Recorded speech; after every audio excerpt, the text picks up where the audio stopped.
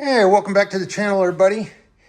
I just wrapped up putting the timing chain in, so residual parts over here I've got to clean up. Timing chain cover itself, and then the two valve covers, and obviously the Vanos solenoids and the cam position sensors back there. But yeah, looky here. We got a brand new timing chain back on there, as well as guides and the tensioners. And if you remember, I got the kit that came with the idler sprockets, idler gears, and also the crank gear down there.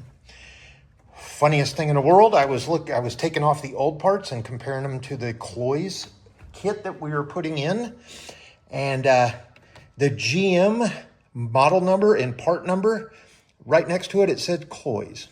So I'll be darned. All right, everything is lined up, and look at this chain now.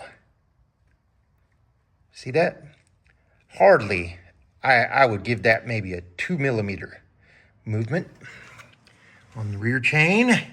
Well, we'll call that the right bank. Same, okay? And if you remember, I could put my entire finger into the tensioner between the piston and the tensioner guide. Look at that, I can't even get my finger in there. So take a real good look at that. That is a brand new chain, brand new tensioner, brand new guide. I would get back there and show you the one in the back, but yeah. I'm glad we did this. There we go. Brand new chain. Wow. All right. So I have already wire brushed down all the mating surfaces here. I ran out of brake cleaner, so I'm going to go back to our old trusty friend, rubbing alcohol, to get all of the grease and the remnants of any gasket sealer off of here. And then, since we were doing that, I've got to hurry up and put the timing chain cover and the valve covers on, because once you use alcohol or brake clean on this brand new, shiny, cleaned aluminum surface, you have the tendency to get some flash rust, especially whenever you have high humidity. Ask me how I know. All right, so there she is. As I said, I did cram one of these towels down in to keep all of the scrapings from our mating surfaces here out of the oil pan. I did my best, but that's what would have ended up in the engine. All this stuff right here on the floor. And there's a nice big chunk over here. You don't want that in your oil pan, because that will clog up your pickup screen on your oil pump and obviously clog all your passages. So if you see here, everything's nice and varnished on the right bank. And over here, actually, let me stand on this side so you understand. So this is the transmission is here. So right bank, left bank. Follow me? So tarnish on the right bank, nice clean on the left bank. Again, going back to the design flaw of the PVC system on these General Motors 3.6 liter engines. And get a real good shot of that. Look at that gummed up stuff. So basically, this is where your crankcase ventilation vapors would come. And it seems like there should be some sort of a diaphragm between this little wall here and there to kind of allow all the vapors to go through. Because I think what happens is all the vapors build up back here and they have nowhere to go. Whereas in the front, you have that nice PVC tube that basically would come from right over here in this general area on the valve cover and go straight up into the intake manifold. That one back there just kind of fluffs around in that little closed off portion of the valve cover. Everything over here, bypassing your valve guides and everything, just kind of ends up in there. There's no place for it to go. So we're going to think real hard about how we're going to repair that and rectify it so we don't have as much varnish than that. I mean, it's got 124,000 miles on it, so it's been a good engine. It hasn't blown up or anything. So, but yeah, no sense in reusing anything that's failed already. So what I've got to do is I've got to get everything all cleaned up here. I've got to go to the store, get some brake clean, and I've got to get some Permatex Right stuff. I love using that for high heat engine sealing and mating surfaces, especially down in where you're going to use, where you're going to pretty much adhere to your timing cover, your cylinder head, and your valve cover, all in this general area. So I'm going to definitely use the best stuff as we can for that. But I just want to share with that. That's a brand new chain. Look at that, hardly moving at all. I mean, I would say that's probably, I don't know if I press down, that's probably about two millimeters. And you can even see the valve, the Vanos or the VVT here moving just a little bit. But, there you go. I've got the cam angles. I just took the tools off, but I bought those cam alignment tools. So these are kind of at an angle, and those back there are flat. See, the lobes here are flat. So everything lines up nice and neat and clean. So it's going back exactly how it was.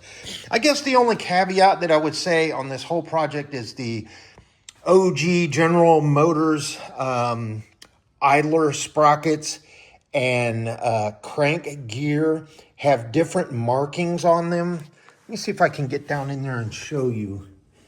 You see, the idler gear has an arrow and the hole there, so you can look through to get your, your chain lined up. But that has an arrow, and it's painted black. I sure wish they would like bright orange or yellow, something. Some sort of color that's a lot easier to see than just that spray painted black with an arrow. So you see the link, it's the brass link right there is lined up. You see up here, we've got our black link lined up with the R basically. And then back here, we've got our black link lined up with the R. That's right bank. Okay, and then up here we've got our black link left to the L for left, and black link right there, L for the left bank. So everything's all nice and tidied. When you go to put on your chains, okay, even with the tools, your cam holding tools, you are going to have to get a 19 millimeter wrench on your cams. Doesn't matter which one. Let's say we're putting this chain on. You are going to have to wiggle it back and forth because these cam phasers, they move. Okay, so they're not always in the same position. So even if you have these flats on the end of the cams here with your tool on it, you're still going to have to wiggle it ever so slightly just to be able to put your link on the correct tooth on your idler gear. Same thing when you go to put this chain on, okay? So basically, take disassembly, you take this side off, then your driven gear, then this side, then assembly, this chaining guide and all the chain guides and everything in your idler gear, then your driven gears, off of the crank, and then this is the last one that you do. So, like I said, you are going to have to wiggle it, the cam, just a little bit. So get your links lined up on your gears up here on your Vanos, okay? And then get your wrench on there, go down, put your chain on your idler sprocket, get it lined up, kind of hold it with your fingers like this together, okay?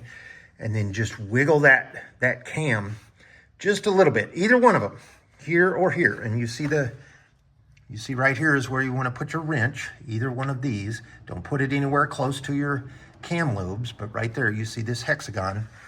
Grab a hold of that, and you're just gonna, I mean, not even a hair, just tap, and there you go. All you're doing is getting that chain just moved over one tooth right here, and then everything is gonna line up. Top, idler gear, through the hole, see? And then over here, we've got our brass on the mark.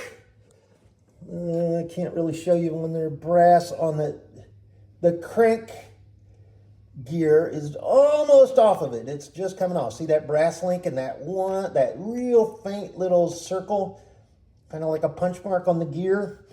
That's your alignment mark. And then everything over here all lined up again. So very easy.